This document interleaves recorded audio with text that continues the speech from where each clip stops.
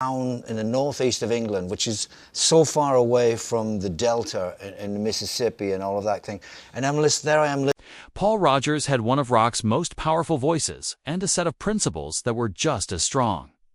The British blues rock icon who fronted Free and Bad Company was convinced that authentic music came from the soul, not from market research. He watched in growing horror as bands abandoned their musical heritage for commercial gold. Back and forth, Japan, Japan. And I think Rolling Stone just had you in their top 50 or whatever that was. Yeah, welcome to another episode, where today we're exploring the traditional values of Paul Rodgers and the 6 bands that violated his sacred musical beliefs. The vocalist behind classics like All Right Now and Can't Get Enough was legendary for his steadfast commitment to blues rock purity and his open disgust for artists who betrayed those roots. Rock and roll was born from real pain and real joy, Rodgers once declared in a 1979 interview. When you strip that away and replace it with a formula, you're not making music anymore. You're manufacturing a product. Those words became his battle cry against every band he saw selling out their artistic soul, from blues betrayals to pop transformations. Rodgers' conflicts with these groups weren't just about different musical directions. They were about fundamental disagreements over whether music should serve commerce or conscience. These weren't simple style preferences, but moral crusades to preserve rock's authentic spirit. So, prepare for some righteous musical anger from a man who never forgot where rock came from. Number 6, Journey. Starting our countdown, at number 6 is Rodgers' disappointment with musical evolution. Journey's frustration with the San Francisco rockers wasn't about their talent. And Here Is Us, it's really a thrill for me as well, because I so believe in what they're doing. It was about witnessing their transformation from adventurous progressive musicians into formulaic arena rock balladeers who abandoned artistic exploration for radio-friendly predictability. The disillusionment reportedly grew throughout the late 1970s when Journey was shifting from their experimental origins toward mainstream appeal. According to former Columbia Records executive Walter Yetnikoff, Rodgers observed their metamorphosis with increasing disappointment, telling him Journey started as musical explorers and ended up as jukebox manufacturers. They traded their creative compass for a calculator and lost everything that made them special. What saddened Rodgers wasn't their commercial achievement, but their artistic surrender. While Rodgers had maintained his blues rock foundation throughout his career, with changes from Free to Bad Company, Journey was achieving platinum success through what Rodgers reportedly called demographic pandering, with songs designed by committee to offend absolutely nobody and inspire even fewer. Music should challenge both the artist and the audience, Rodgers told Rock Scene in 1981, defending his belief that creative growth required risk-taking rather than safety-seeking. The philosophical distance became obvious when Journey's power ballads began dominating radio programming. At a 1982 industry conference, witnesses claim Rodgers declined to participate in a panel about successful career reinvention, later telling organizers, "I won't celebrate the death of artistic courage just because it sells more records." Number 5. Foreigner. At number 5, we encounter Rodgers' cultural betrayal battle. Foreigner. Temperament, but I'm not looking for a love.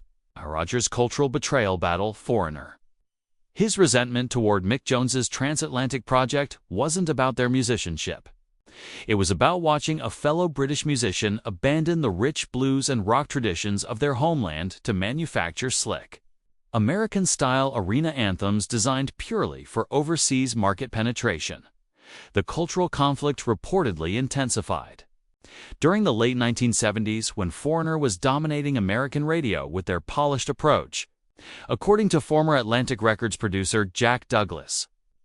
Rodgers viewed their success with visible unease, telling him, "Mick's taken everything authentic about British rock and sanitized it for American consumption.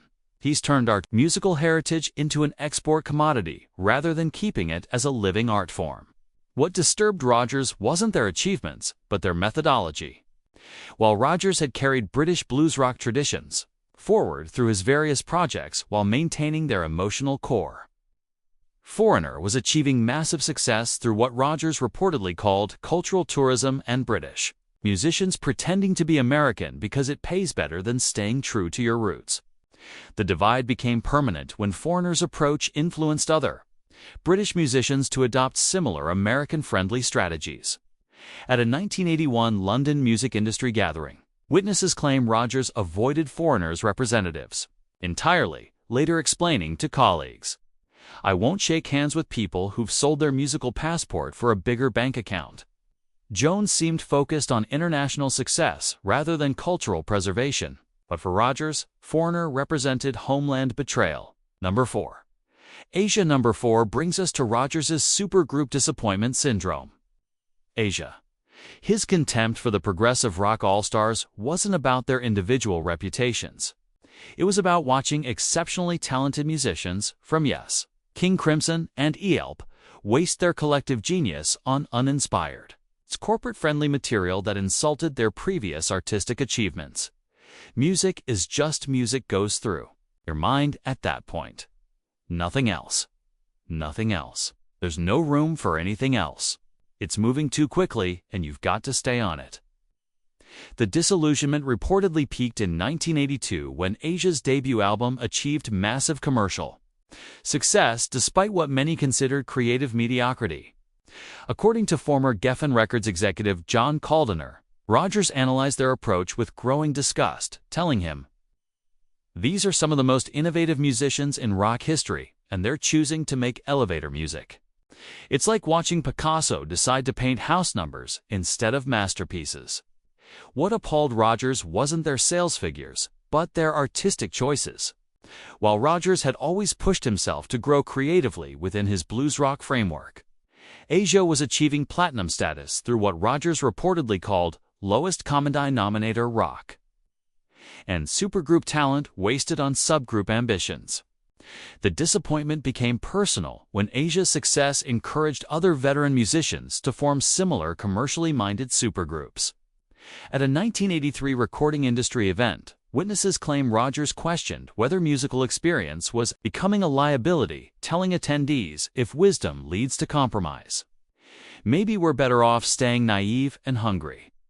Asia seemed satisfied with their streamlined approach rather than concerned with progressive expectations. But for Rodgers, Asia represented squandered greatness.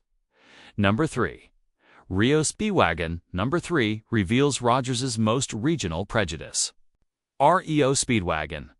His mockery of the Illinois rockers wasn't about their Midwest origins. It was about watching them transform from credible hard rock performers into soft rock specialists who epitomized everything Rodgers believed was destroying American rock's backbone and credibility. The contempt reportedly crystallized during the early 1980s when Rio Speedwagon's ballad-heavy approach was dominating FM radio. According to former Epic Records executive Ron Elixenberg, Rodgers studied their metamorphosis with visible scorn, telling him, "Rio went from playing real rock music to making wedding reception soundtracks. They've turned American rock into background music for people who don't actually like rock." What disgusted Rodgers wasn't their heartland appeal, but their artistic timidity. While Rodgers had built his career on powerful, emotionally direct rock that demanded listener attention, Rio Speedwagon was achieving mainstream acceptance through what Rodgers reportedly called neutered rock and music so inoffensive it might as well be instrumental wallpaper. "Rock should grab you by the throat, not pat you on the head," Rodgers told Cream magazine in 1982. Defending his belief that authentic rock required emotional intensity rather than comfortable familiarity. The cultural gap became unbridgeable when REO's approach began representing American rock to international audiences. At a 1983 overseas music festival, witnesses claim Rodgers expressed embarrassment about sharing stages with such acts, later telling his band, "When foreigners think this represents American rock power, we've lost something essential about what made this music dangerous."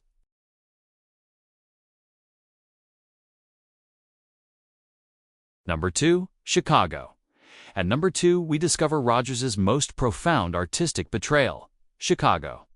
And after all that's been said and done, his fury toward the horn-driven innovators wasn't about their jazz influences, it was about watching them completely abandon their groundbreaking rock-jazz fusion experiments to become adult contemporary ballad specialists who destroyed their own revolutionary legacy. So much pleasure. Thanks for having us. And by the way, congratulations. Apparently, you did what Panda Leon didn't. We found the Fountain of the Heartbreak reportedly reached its peak during the late 1970s when Chicago was achieving renewed commercial success with syrupy love songs. According to former Columbia Records producer James William Guercio, Rodgers followed their career trajectory with growing anguish, telling him Chicago created something genuinely new in rock music, then threw it all away to become a Las Vegas lounge act. They had musical lightning in a bottle and chose to pour it down the drain. What devastated Rodgers wasn't their popularity, but their regression. While Rodgers had always sought to expand his musical boundaries within his established framework, Chicago was achieving chart dominance through what Rodgers reportedly called artistic suicide, and the conscious decision to become less than what you once were. The philosophical wound became permanent when Chicago's ballad success influenced other innovative bands to simplify their approaches. At a 1980 jazz rock festival, witnesses claim Rodgers refused to appear on the same bill as Chicago, later explaining to promoters, "I won't celebrate the death of musical ambition, even if it pays well." Chicago seemed satisfied with their commercial renaissance rather than mourning their experimental period. But for Rodgers, Chicago represented the ultimate artistic tragedy. Number 1. Fleetwood Mac. And finally, at number 1, we reach the most devastating revelation of all. Fleetwood Mac. Yes. The British blues legends reportedly earned Paul Rodgers' ultimate rage in what became the most painful betrayal of musical heritage in rock history. And it was way out of the box for four, yeah. Looked at me like, okay. And the devastation reportedly began in the mid-1970s when Fleetwood Mac completely abandoned their blues foundation for California pop success. According to former Warner Brothers executive Mo Austin, Rodgers watched their transformation with visible anguish, telling him, "Fleetwood Mac was one of Britain's greatest blues bands, and they've turned themselves into American pop stars. They've committed cultural suicide and called it evolution." What shattered Rodgers wasn't their commercial triumph, but their heritage abandonment.